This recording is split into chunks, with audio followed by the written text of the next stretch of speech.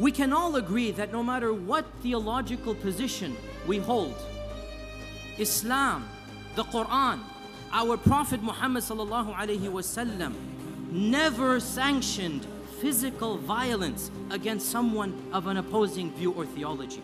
Let me be as explicit as possible. I am a Sunni, and I'm passionate about being a Sunni. I am a theologian, and my expertise is Islamic theology. So I teach and I preach and I believe Sunni theology. I might disagree with Shi'ism and with Shi'i theology, yet I will not and I cannot allow any Sunni to physically harm a Shi'i or to blow up a Shi'i masjid or shrine. No matter how passionate I am about my theology, I have to speak out against anybody who tries to force that theology upon somebody else, who wishes to force by the stick, by the sword, by the bomb, that theology. Believe what you want to believe. Argue what you want to argue, but allow the freedom of somebody else to believe as they want to believe. Thirdly, brothers and sisters, what this means is that preachers, clerics, ulama, ayatullahs, scholars of all stripes need to understand that there is a time, a place, an audience, a language, and a methodology to talk about controversial issues. There's a time, a place, an audience, a language, and a methodology.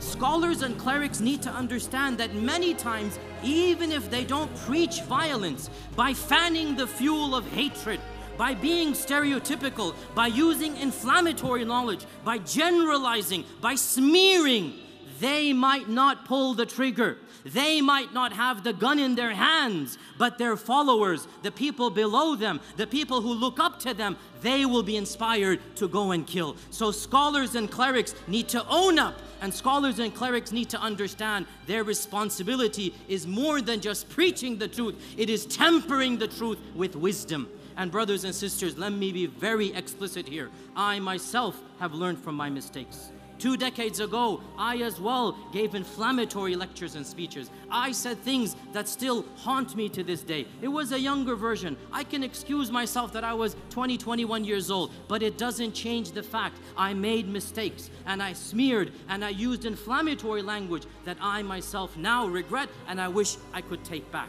And the point being, brothers and sisters, all clerics of all stripes, they need to understand, yes, preach what you want to preach, but do not preach a hatred. Do not preach a violence. Do not preach anything that will cause any one of your followers or people who look up to you to possibly bring about any type of physical harm on anyone else.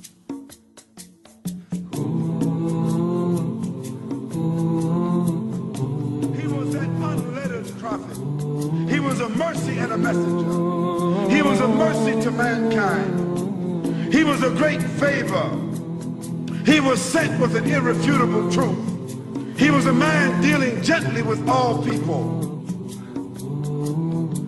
Never in his life did he ever lift his hand to hit any human being.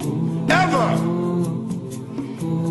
Not a servant, not a wife, not a child, not a friend. He was a mercy to the world. He was the best example to follow. He was the last prophet of mankind.